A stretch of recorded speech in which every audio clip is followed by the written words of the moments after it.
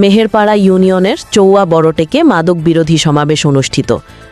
নরসিংদী সদর উপজেলার মেহেরপাড়া ইউনিয়নের চৌয়া বড়টেক গ্রামের সর্বস্তরের জনগণের উদ্যোগে মাদক বিরোধী সমাবেশ অনুষ্ঠিত হয়েছে।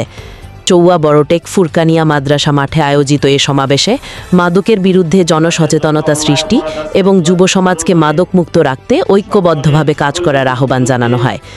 সমাবেশে প্রধান অতিথি হিসেবে উপস্থিত ছিলেন মেহেরপাড়া ইউনিয়ন বিএনপির সাধারণ সম্পাদক ও Narsingdi chamber of commerce and ইন্ডাস্ট্রির পরিচালক আলহাজ মনির হোসেন ভিপি মনির। আমরা চাই মাদক মুক্ত মেহেরপাড়া ইউনিয়ন, আমরা চাই চাঁদাবাজ মুক্ত, সন্ত্রাস মুক্ত বড়টেক গ্রাম।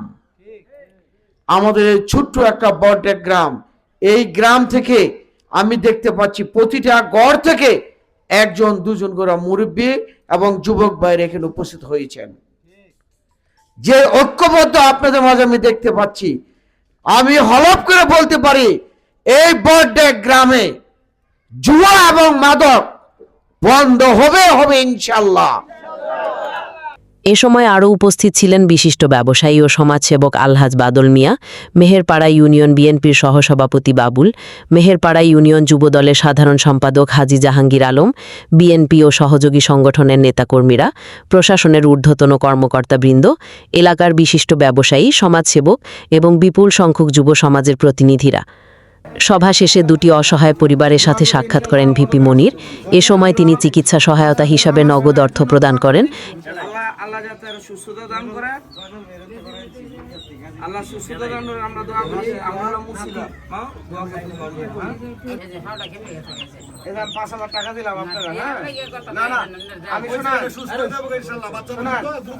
5,000 টাকা দিলাম, আপনারা চিকিৎসা করেন, লাগলে আমি আরো দেবো, আমার লগে যোগাযোগ করেন।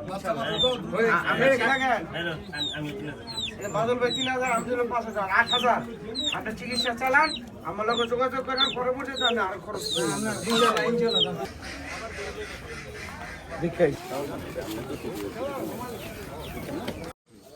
তোমার কালকে একটা হুইল চেয়ার দেবো। হ্যাঁ, তুমি হুইল চেয়ার দিলে চেয়ারটা সুন্দর গাড়ির মতন চলতে পারবা। হ্যাঁ, আচ্ছা খুশি ছ? আচ্ছা ঠিক আছে, আমি তোমার পড়া নতুন জামা কিনার টাকাও দেবো। হুইল চেয়ার নতুন আর একটা নতুন জামা কাপড় কিনে দেবেন, আমি টাকা দেবো কালকে। হ্যাঁ আচ্ছা ঠিক আছে, দোয়া করি। কালকে সকালে পাঠাবেন একটা নতুন হুইল চেয়ার, আমার কিছু খরচ টাকা তোমার জামা কাপড় কিনে দিবেন, তাহলে খুশি হবে। ভাই আমার কইতাছে তুমি কয়টা সময়? সকাল 10টায়